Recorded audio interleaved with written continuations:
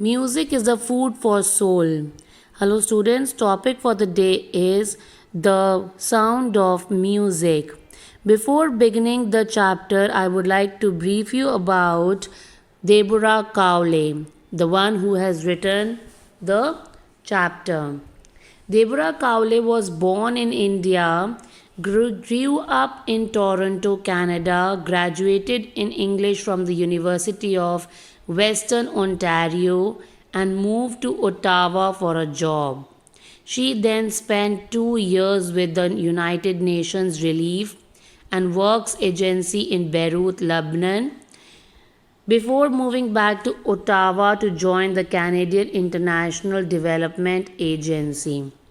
She is a wonderful writer and broadcaster. She has traveled the worldwide and written more than 100 articles for different editions of the Reader's Digest, a magazine, many of which have been translated into dozens of languages. She has been an on air broadcaster for CBC Radio in Washington, D.C., and worked for CBC Television as well in London and Cairo, Egypt. Let's begin. This story is divided into two parts. Part 1, Evelyn Glennie, and Part 2, Maestro Bismillah Khan. Let us begin with Evelyn Glennie, the solo percussionist.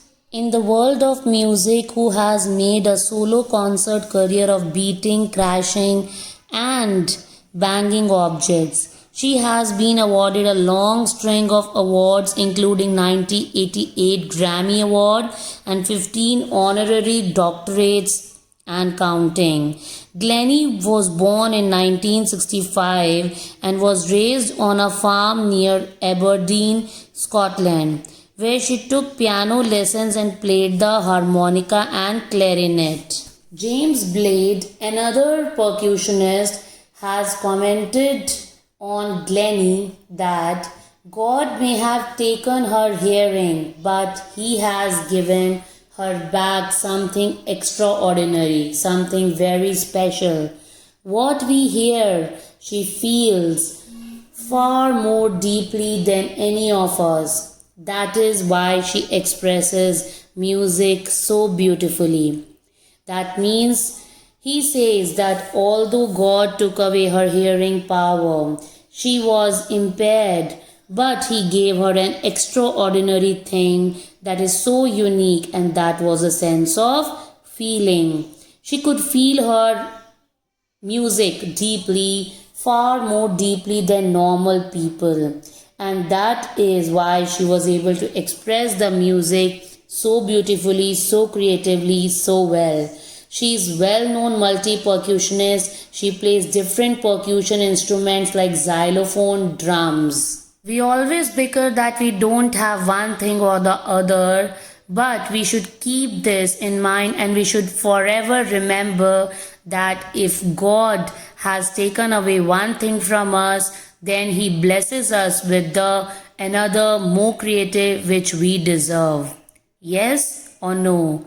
I hope you agree with this. Everybody does not get everything, but everyone gets something, and that is very special to the particular one, that is so unique, and we can bring out our talent, we can bring out our skill in that field. Always remember this. Let us begin.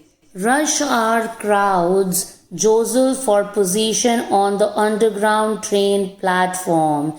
A slight girl, little girl, looking younger than her 17 years, was nervous yet excited as she felt the vibrations of the approaching train. Means people pushed each other roughly, and the small girl, she was able to listen. She was listening nervously, yes, yet excitedly, the vibrations of the approaching train. It was her first day at the prestigious Royal Academy of Music in London, and daunting enough for any teenager fresh from a Scottish farm.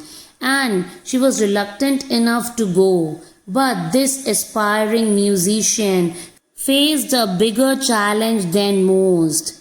What was that? She was profoundly deaf, hearing impaired.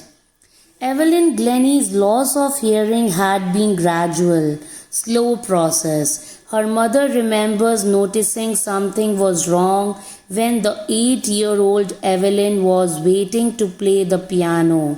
They called her name and she didn't move. She couldn't hear. I suddenly realized she hadn't heard, says Isabel Glennie, mother of Evelyn Glennie. For quite a while, Evelyn managed to conceal her growing deafness from friends and teachers. Hide. You see, people cannot really accept the fact that they have impairments. They are not ready to accept because it's something that people get hesitant of. But by the time she was 11, her marks had deteriorated, and her headmistress requested her parents to take her to a specialist. It was then discovered that her hearing was severely impaired as a result of gradual nerve damage. Now you see, it's so harmful to hide such things. If you have any kind of problem, then if we are hiding it, then it can be harmful in long run. And this was the result, this was a consequence that Evelyn had to pay off. Her hearing absolutely damaged by the time she went to specialists. They were advised that she should be fitted with hearing aids and sent to school for the deaf. Everybody suddenly looked black, means without any idea. Everything was hazy. Everyone was shocked, says Evelyn. But Evelyn was not going to give up. She was a confident person. She was a determined person. She did not want to give up. She was determined to lead a normal life and pursue her interest in music. One day she noticed a girl playing a xylophone and decided that she wanted to play it too. Most of the teachers discouraged her, but percussionist Ron Forbes spotted her potential. He knew that the girl Evelyn Glennie could make out. He found that the girl is capable of doing something and to make a name. He began by tuning large drum. In fact, two large drums to different notes. Don't listen through your ears, he would say. Try to sense it some other way. Try to feel the music, says Evelyn. Suddenly I realized I could feel the higher drum from the waist up and lower one from the waist down. Forbes repeated the exercise, and soon Evelyn discovered that she would sense certain notes in different parts of her body. I had learned to open my mind and body to sounds and vibrations. The rest was sheer determination and hard work. You see, determination can move mountains. Now it's just music. She never looked back from that point onwards. She toured the United Kingdom with a youth orchestra, and by the time she was 16, she had decided to make music her life. She auditioned for the Royal Academy of Music and scored one of the highest marks in the history of the Academy. She gradually moved from orchestral work to solo performances. Orchestral means in group, choirs, to solo performances. At the end of a 3-year course, she had captured most of the top awards. And for all this, Evelyn won't accept any hint of heroic achievement. If you work hard and know where you are going, you will get there. Let me tell you a very short story. Once there lived a deaf frog. This frog was really obsessed with climbing trees. But because he was too young, he thought he couldn't do it. One day his bursting enthusiasm got the better of him and he tried to climb. Once he started climbing Others kept on warning him and they started making fun of him as well. But as he was deaf, he couldn't listen to anybody. So, in this way, he climbed the tree. Once he was there at the top of the tree living his dream, the frog below were ashamed of their negative beliefs, but they started shouting and jumping again, but this to appreciate what a deaf frog had achieved. So, what is the moral of this story?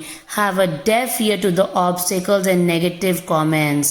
Rather, use them as motivation to achieve your goals. Once you are dedicated, you are perseverant, you live up your dream. And dreams are those which don't let you sleep. Here, the example of Evelyn Glennie would inspire you to work harder, to achieve your goal, to work towards what you actually want in life. And she got right to the top, the world's most sought after multi percussionist with mastery of some 1,000 instruments and hectic international schedule.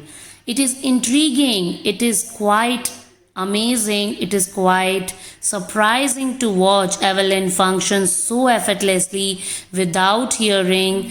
In our 2 hour discussion, she never missed a word.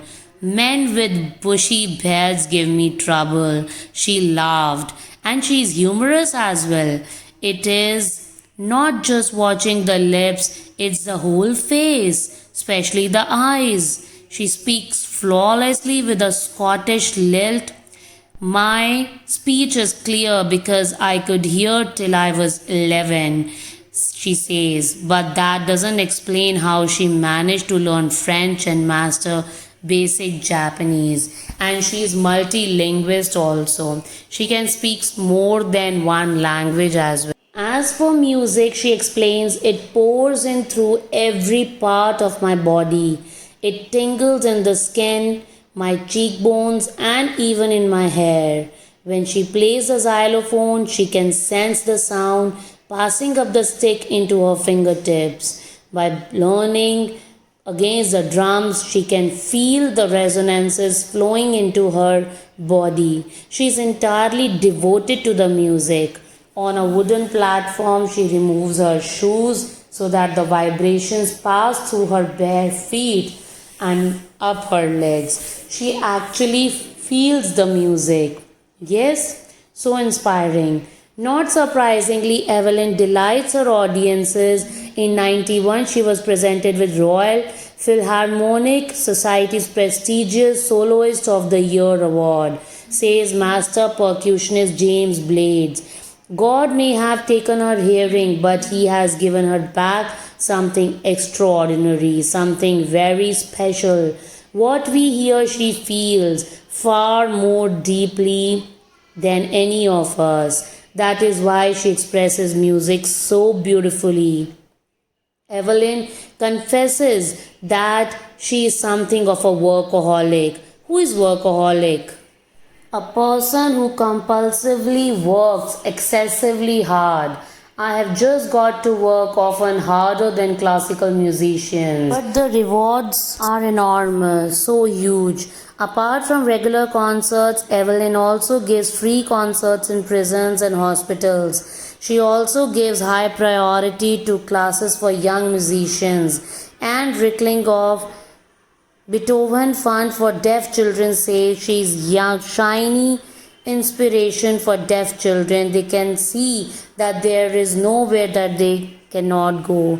Evelyn Glennie has already achieved more than most people twice her age. She has brought percussion to the front of the orchestra and demonstrated that it can be very moving. She has given inspiration to those who are handicapped, people who look to her and say, if she can do it, I can. And not the least, she has given enormous pleasure to millions. Here comes the end of the story, Evelyn Glennie, but not the end to inspiration. Keep working, keep shining.